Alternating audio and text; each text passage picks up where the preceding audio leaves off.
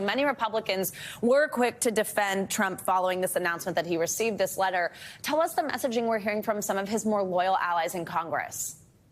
Yeah, good morning, Savannah. It's so good to be with you. Look, you laid out some of those other issues swirling around, some of the other investigations. And if you paid attention to how lawmakers in Congress, particularly the former president's top allies, have responded there, then this should be of no surprise, right? In the first and second indictment, they went to his defense in the most part, of course, in the House, in specific here. Speaker McCarthy coming to his defense then and coming to his defense now with this target letter, trying to say that this was political, that this was a retaliation by Democrats, by President Biden, by his Justice Department, because the former president is doing so well in the polls. Take a listen to more of what McCarthy had to say yesterday. Well, I guess under a Biden administration, Biden America, you'd expect this. If you notice recently, President Trump went up in the polls and was actually surpassing President Biden for re-election. So what do they do now? Weaponize government to go after their number one opponent.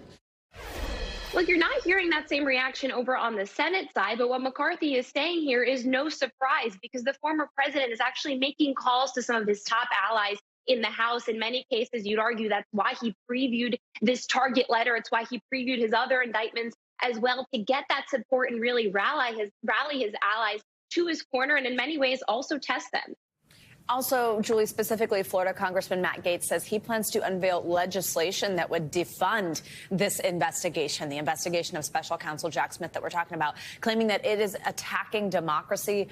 Is there any indication that Republicans are planning a larger offensive in response to this possible indictment? And is it likely that a bill like that could go anywhere in Congress?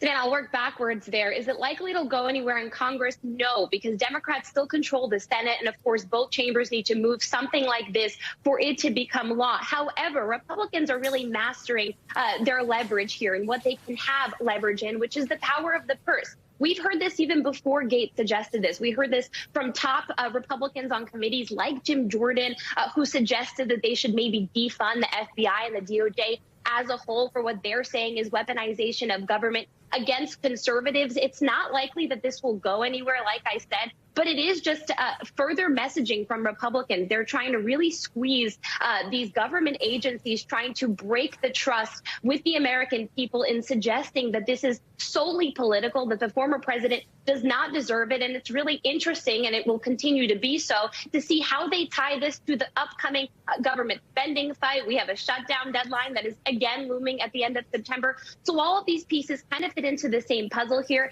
Whether this is going to go forward on its own and anything is going to happen, probably not, but they need bipartisan cooperation to do just about anything in Congress, and certainly funding and spending is at the top of that list. All right, Julie Sirkin with an important piece of this puzzle this morning. Thank you so much. Thanks for watching our YouTube channel. Follow today's top stories and breaking news by downloading the NBC News app.